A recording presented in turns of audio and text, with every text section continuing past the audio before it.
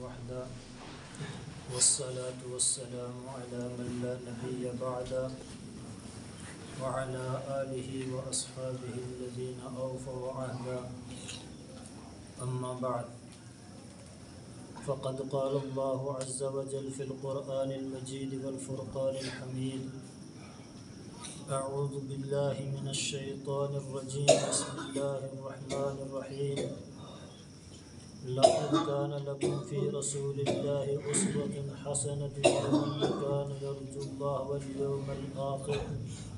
واليوم الآخر وذكر الله كثيرا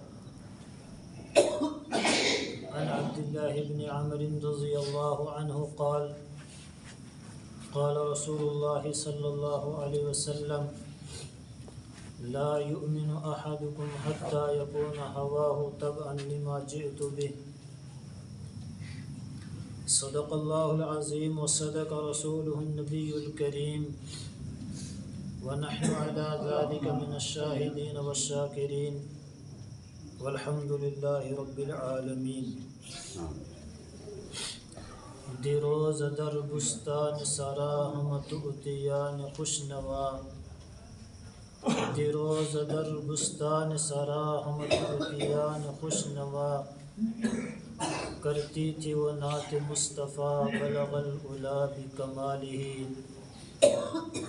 اور بلبلیں بھی سو بسو لے کے ہر ایک گل کی بو اور بلبلیں بھی سو بسو لے کے ہر ایک گل کی بو کرتی تھی وہ یہ گفتگو کشفت دجا بجمالہ اور قمریاں بھی شوق میں ڈالے ہوئے سر توک میں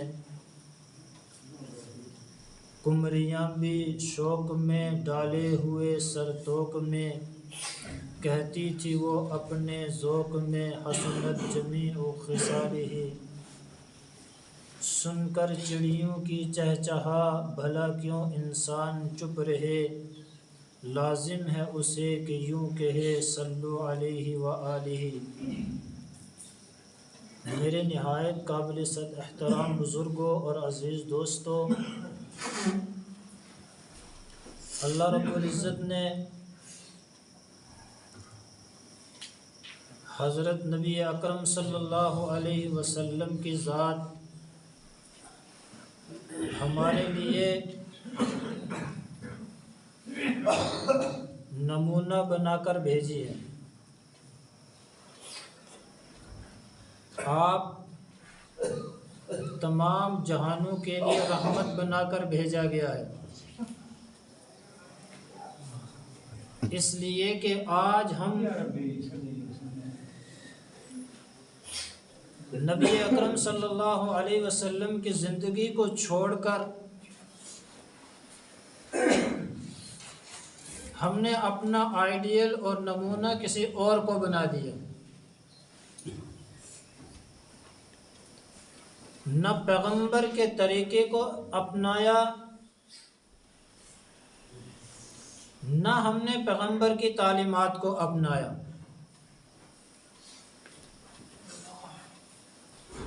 بلکہ ہم نے دوسرے لوگوں کی چیزوں کو اپنا لیا۔ ہم نے اپنا قائد، ہم نے اپنا بڑا ایسے لوگوں کو بنایا جو خود گمراہ ہیں۔ اللہ رب العزت نے ہمارے لیے جو نمونہ بنایا ہے وہ پیغمبر کی ذات کو بنایا ہے، اور پھر ہمیں جو جماعت دی ہے اللہ کے نبی نے وہ حضرات صحابہ کرام کی جماعت ہے۔ نمونہ اس لیے ہے کہ انبیاء علیہ السلام یہ معصوم ہوا کرتے ہیں، انبیاء علیہ السلام کی جماعت معصوم ہے، اور حضرات صحابہ کرام کی جماعت یہ محفوظ ہے، اور اس سے نیچے چلے آئے تو فقہا کی جماعت یہ معذور ہے۔ اس لیے قرآن کریم کی آیت جو میں نے تلاوت کی ہے، اس میں اللہ رب العزت نے فرمایا کہ جو لوگ آخرت پر یقین رکھتے ہیں، قیامت کے دن پر یقین رکھتے ہیں، ان کے لیے سب سے اعلیٰ نمونہ وہ پیغمبر کی ذات ہے۔ اگر کوئی آدمی یہ چاہے کہ میں دنیا اور آخرت میں دونوں جہانوں میں کامیاب ہوں، تو اس کو ضروری ہے کہ وہ پیغمبر کی زندگی کو اپنائے، حضرات صحابہ کرام کی زندگی کو اپنائے۔ تو اس میں ہماری کامیابی ہے۔ اور خود جناب رسول اللہ صلی اللہ علیہ وسلم نے فرمایا کہ تم میں سے کوئی بندہ اس وقت تک کامل مومن نہیں بن سکتا ہے جب تک تمہاری تمام خواہشات اس چیز کے تابع نہ ہو جائے جس کو میں لے کر آیا۔ پھر آج کے دور میں ہم اس چیز کو دیکھیں کہ کیا ہماری جتنے خواہشات ہیں، ہمارے جتنے پہلو ہیں، کیا نبی کے تابع ہیں؟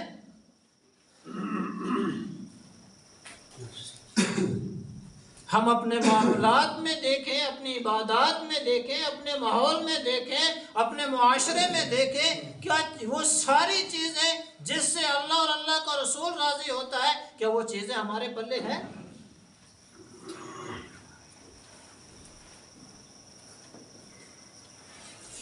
کیا وہ چیزیں ہمارے پاس ہیں موجود؟ اگر نہیں ہے تو ہماری ناکامی ہے۔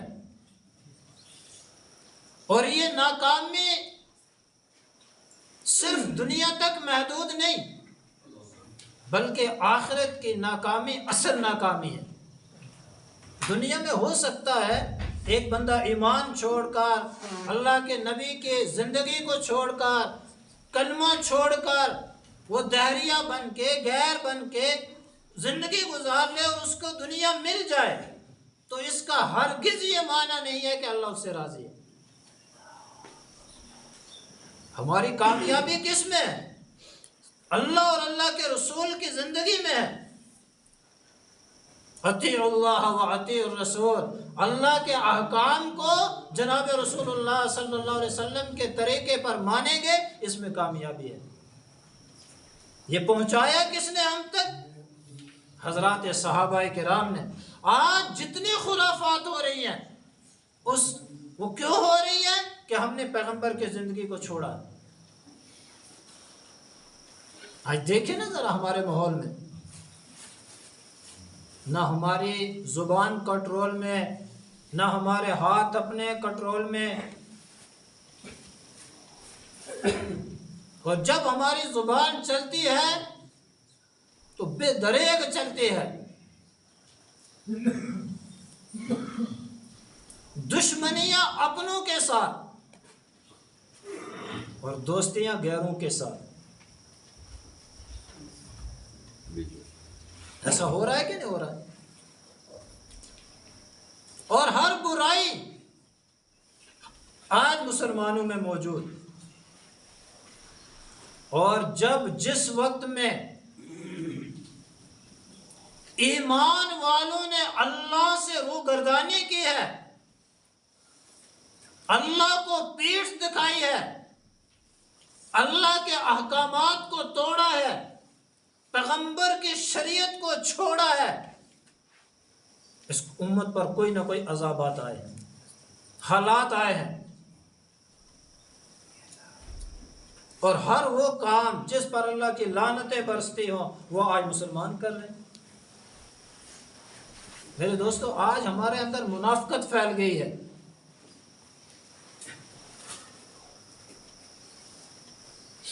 آج بتاؤ کتنے لوگ ہیں جو سچ پر گامزن ہیں؟ کہ ان کی زبانوں سے جھوٹ نہیں نکلتا ہے۔ یہ جو آیت میں نے پڑھی ہے نا، لَقَدْ كَانَ لَكُمْ فِي رَسُولِ اللَّهِ أُسْوَةٌ حَسَنَةٌ، سورہ احزاب کی آیت ہے یہ ہے، اس سورہ احزاب میں اتری ہے، اور یہ سمجھایا اس وقت کے تمام جماعتوں کو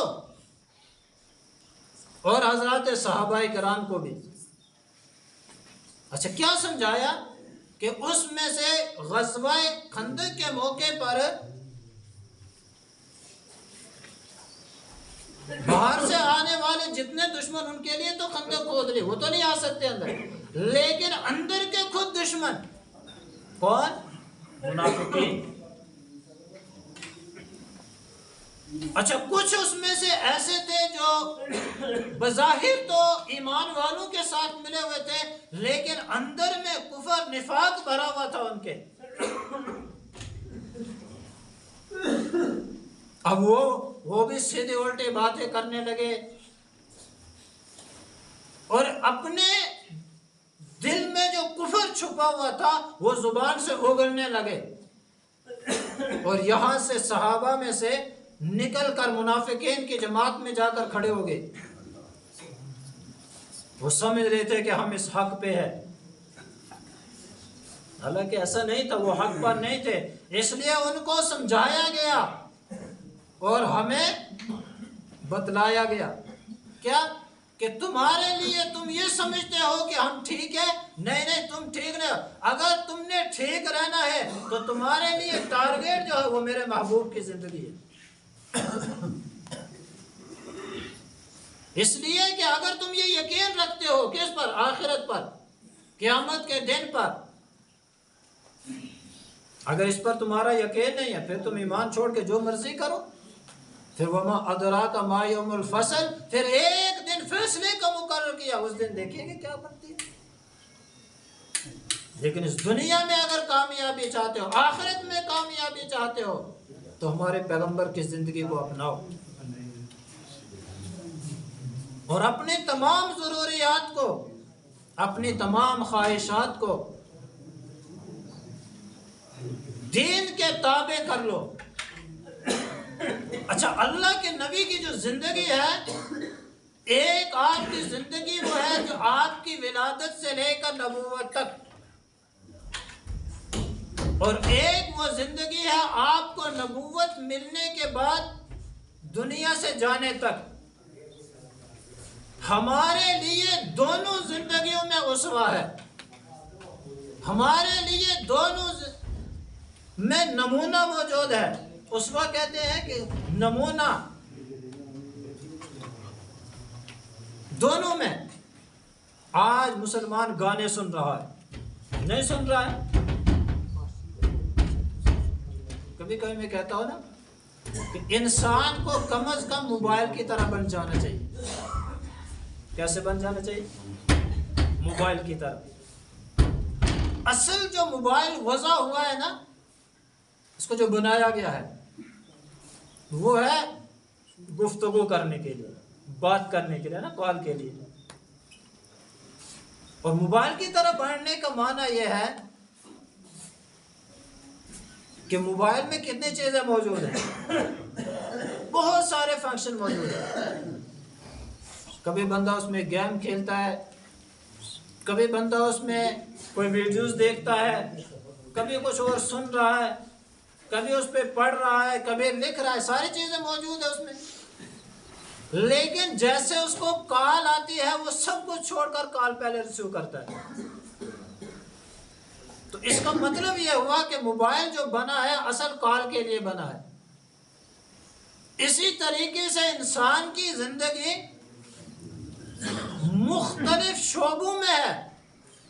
کوئی ذمہ دار ہوگا، کوئی تجارت کے ساتھ جڑا ہوگا، کوئی ملازمت کے ساتھ جڑا ہوگا، جتنے بھی شعبے ہیں ان شعبوں میں انسان اپنی زندگی گزار رہا ہے۔ لیکن جیسے کال آئی اور بندے نے سب کچھ چھوڑ کر پہلے کال کو اٹینڈ کیا، بیائی نہیں ایسے ہونا چاہیے کہ جب اللہ کا بلاوا آئے اور منادی پکارے اور مؤذن کہے اللہ اکبر اکبر، اللہ سب سے بڑا ہے، انسان کو سارے کام چھوڑ کر اللہ کی طرف جانا چاہیے، سارے کام چھوڑ کر۔ میں نے کہا نا ہمارے لیے پیغمبر کی زندگی نمونہ ہے، لیکن آج کتنے لوگ ایسے ہیں کہ جو پیغمبر کی زندگی کو پڑھتے ہیں؟ کتنے لوگ ہوں گے ایسے جو پیغمبر کی سیرت کو پڑھتے ہیں، صحابہ کرام کی سیرت کو پڑھتے ہوں گے؟ فضول کی چیزیں دیکھنے کے لیے بہت وقت ہوگا ہمارے پاس، فضول کی چیزوں کے لیے بہت وقت ہوگا ہمارے پاس، لیکن حقیقت کو ڈھونڈنے کے لیے ہمارے پاس ٹائم نہیں ہوتا ہے۔ نہ سننے کے لیے ٹائم ہوتا ہے، نہ ڈھونڈنے کے لیے ٹائم ہوتا ہے، نہ کسی کتاب کو دیکھنے کا ٹائم ہمارے پاس موجود ہے۔ اور بعض لوگ تو ایسے ہوتے ہیں نا، جب بات کرتے ہیں نا ایسے لگتا ہے کہ ان سے بڑا کوئی عالم ہی نہیں ہوگا، ان سے بڑا کوئی محقق ہی نہیں ہوگا، اور جب تھوڑے سے گفتگو کی جائے تو زیرو کے زیرو نکلتے ہیں۔ اس لیے میرے دوستو، جناب رسول اللہ صلی اللہ علیہ وسلم نے ہمیں ہر برائی سے روکا ہے، ہر برائی سے روکا اور ہر برائی سے رکنا ہے۔ آج ہمارا نوجوان گانوں میں مستغرق ہے، آج ہمارا نوجوان فحاشی میں مبتلا ہے، اور ہر وہ گناہ ہمارے اندر موجود ہے جن گناہوں کی بنیاد پر اللہ رب العزت نے بنی اسرائیل کو ہلاک کیا ہے۔ ہر برائی موجود ہے، لیکن پھر بھی ہم انسان ہیں۔ کیوں؟ یہ میرے اور آپ کے نبی کی دعا ہے، اس لیے ہم انسان نظر آ رہے ہیں، ورنہ ہر برائی ہمارے اندر موجود ہے۔ گانوں سن رہے ہیں، ایئر فون کانوں میں لگائے ہوئے ہیں، حالانکہ جناب رسول اللہ صلی اللہ علیہ وسلم کے متعلق آتا ہے کہ مکے میں ایک تقریب منعقد ہوئی، شادی کی تقریب منعقد ہوئی، اور آپ صلی اللہ علیہ وسلم کی طبیعت میں پہلے سے ان چیزوں کی نفرت تھی۔ کیوں نفرت تھی؟ جب آپ سیدہ حلیمہ رضی اللہ تعالی عنہا کے یہاں تھے تو آپ اپنے رضائی بھائی کے ساتھ بکریاں چرانے کے لیے جنگل میں چلے گئے، اور جنگل میں جب گئے تو ایک جگہ پر آپ کھڑے تھے، دیکھا دو بندے آئے، انہوں نے حضرت رسول پاک صلی اللہ علیہ وسلم کو پکڑا، آپ کو لٹایا، آپ کا سینہ چاک کیا، اور کچھ چیزیں نکال کر اس میں سے پھر سینے جب لگے تو اس بھائی نے، جو رضائی بھائی تھا آپ کا، اس نے دیکھا، وہ وہاں سے دوڑتا ہوا گھر پہنچا اور کہنے لگا حضرت سیدہ حلیمہ رضی اللہ تعالی عنہ سے کہ میرا جو قریشی بھائی ہے اس کے پاس دو آدمی آئے ہیں، انہوں نے اس کو کاٹا ہے یہاں سے، اور پھر اب سی رہے تھے اس کو، تو حواس باختہ ہو کر سیدہ حلیمہ بھی، ان کے شوہر بھی دوڑتے ہوئے جنگل کی طرف آئے، ایک جگہ پر آئے، دیکھا آپ کھڑے ہیں، لیکن آپ کے چہرے کا رنگ جو ہے فک پڑا ہوا ہے، ڈر سا محسوس ہو رہا ہے۔ آتے گلے سے لگایا، چوما، کیا ہوا آپ کو؟ کہا میرے پاس دو آدمی آئے تھے، انہوں نے میرے سینے کو چاک کیا ہے، اور پھر اس میں سے کچھ نکالا ہے اور پھر دوبارہ سل لیا ہے۔ آپ نے فرمایا کہ جب بچہ تھوڑا سا 6, 7, 8 سال کا ہوتا ہے تو اس کی طبیعت کھیل کی طرف زیادہ ہوتی ہے۔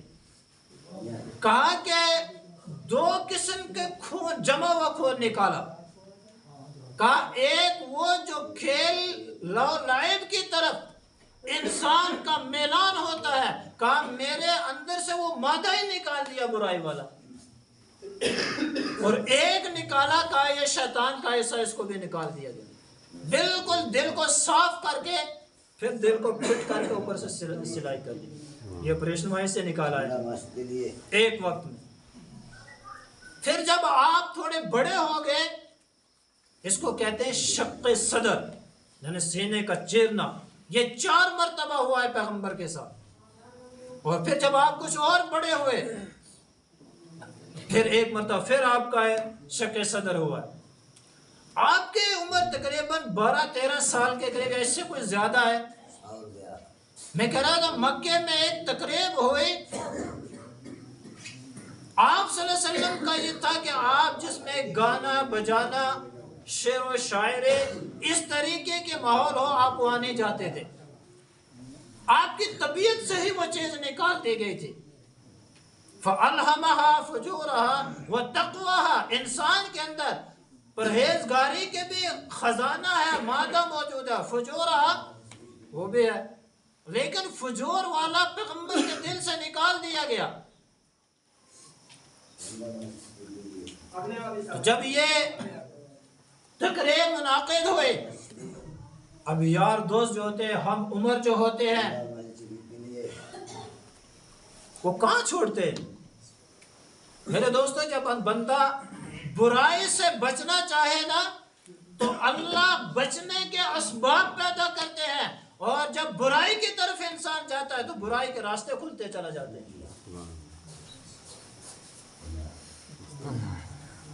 وہ 10-12 ساتھی جوان کھڑے ہو گئے، کہنے لگے ہم دیکھتے ہیں ذرا یہ کیسے نہیں جائے گا.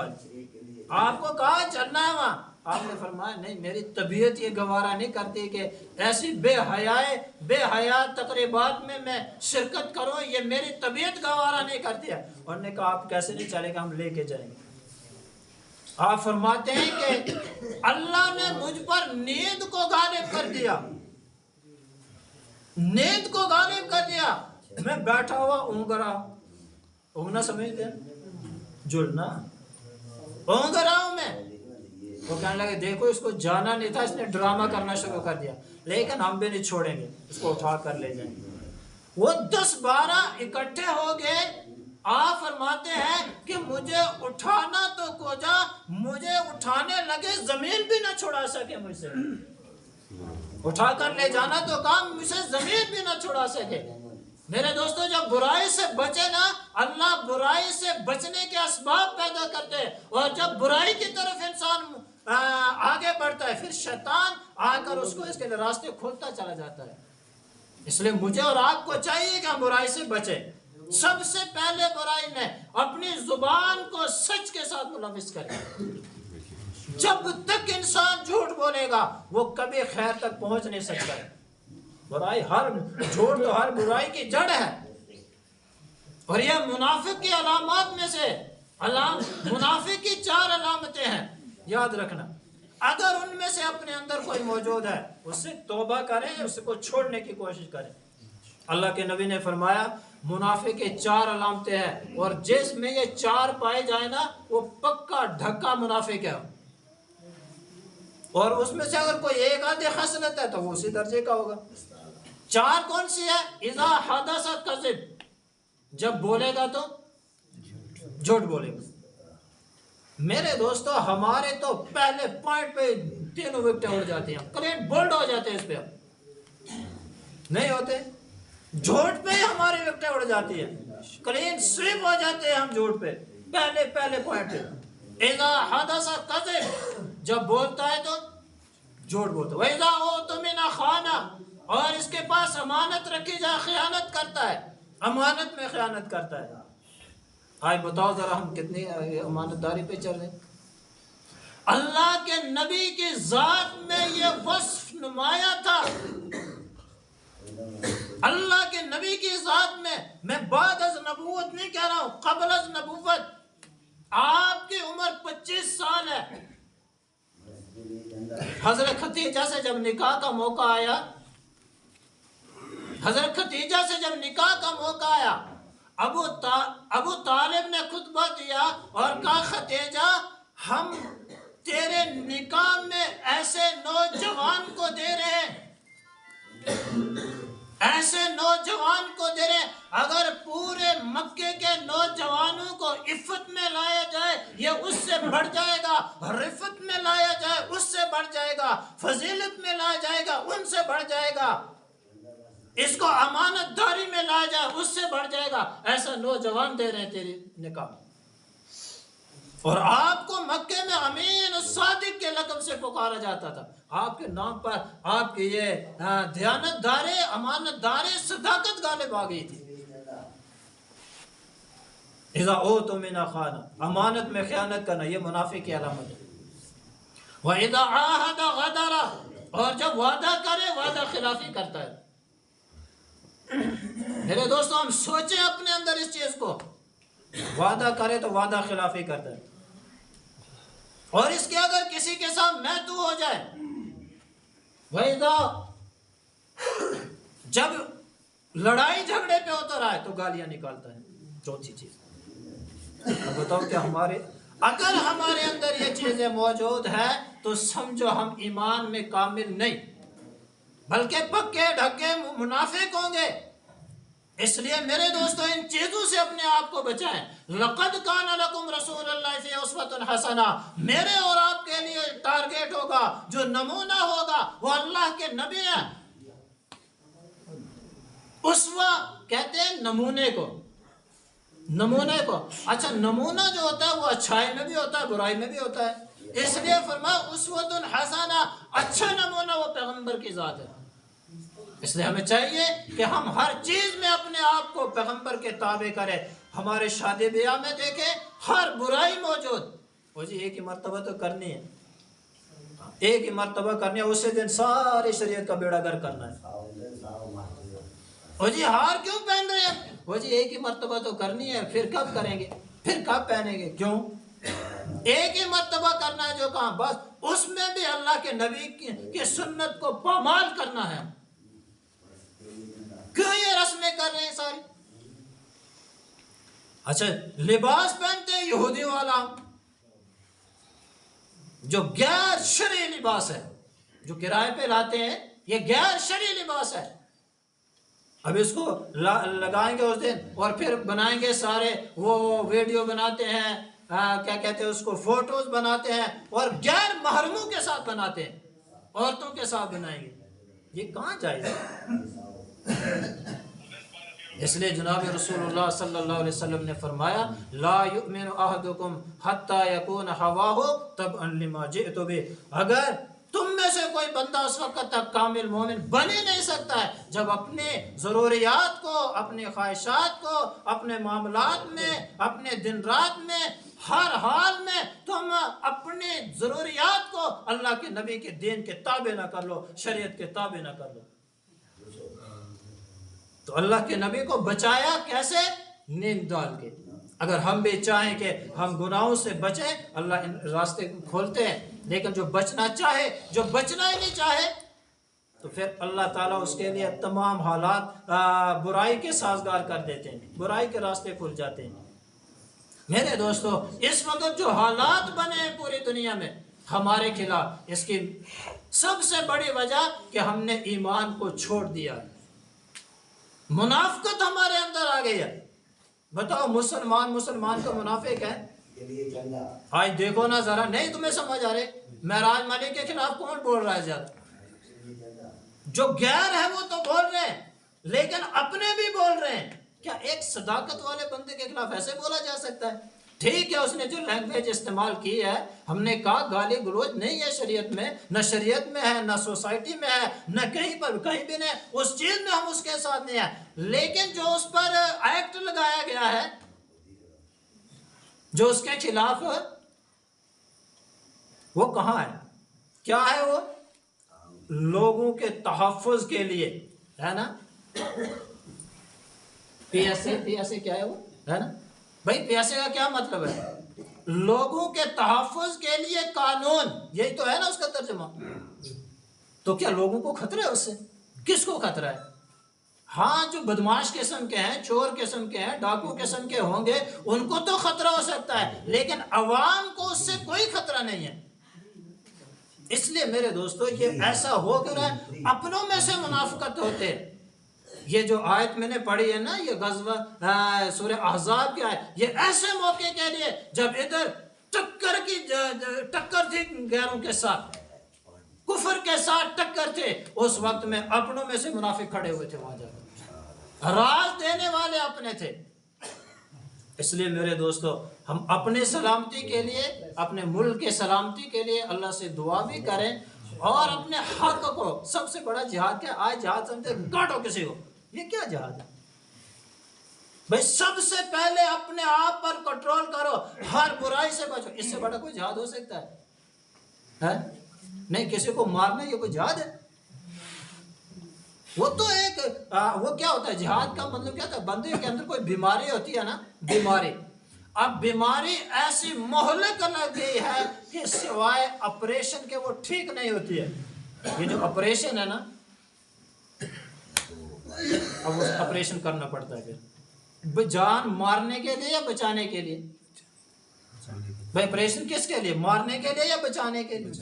یہ بچانے کے لیے ہوتا ہے۔ اس لیے میرے دوستو، ہم اپنے آپ کو حضرت رسول پاک صلی اللہ علیہ وسلم کی شریعت کے تابع کریں، ہر زندگی کے ہر پہلو میں ہم سنت کا اتباع کریں، اور سنت کے ساتھ ہی ہماری زندگی کٹے گی تو کامیابی ہے۔ اگر اس سے ہٹ کے ہماری زندگی گزرے گی، ہماری دنیا بھی ناکام، آخرت بھی ناکام۔ اس لیے میرے نوجوانوں، میرے عزیز دوستوں، میری آپ سے گزارش ہے، سب سے پہلا جو کام کرنا ہے، یہ تو بہت بڑا ہمیں کفر تک پہنچانے والا ہے، نماز کا چھوڑنا۔ نماز کا چھوڑنا کیا ہے؟ اب بتاؤ کتنے لوگ ہیں جو نماز کی پابندی کرتے ہیں؟ ایک نماز بندہ جان بوجھ کر چھوڑ دیتا ہے، 2,88,00,000 سال جہنم میں جل رہے ہیں۔ ذرا ایک دن جا کے پرکھو تو صحیح، کہیں آگ میں ہاتھ ڈال کے دیکھو ذرا کیسی ہوتی ہے۔ نمازوں کی پابندی، زبان میں سچ، معاملات میں شریعت کے مطابق اپنے معاملات کو کرو، دیکھو اللہ فتح کے دروازے کیسے کھولتے ہیں، اللہ پاک کیسے ہماری نصرت فرماتے ہیں۔ اللہ تعالیٰ مجھے آپ کو حق کہنے کی، حق پر عمل کرنے کی توفیق عطا فرمائے۔ وآخر دعوانا ان الحمد للہ رب العالمین۔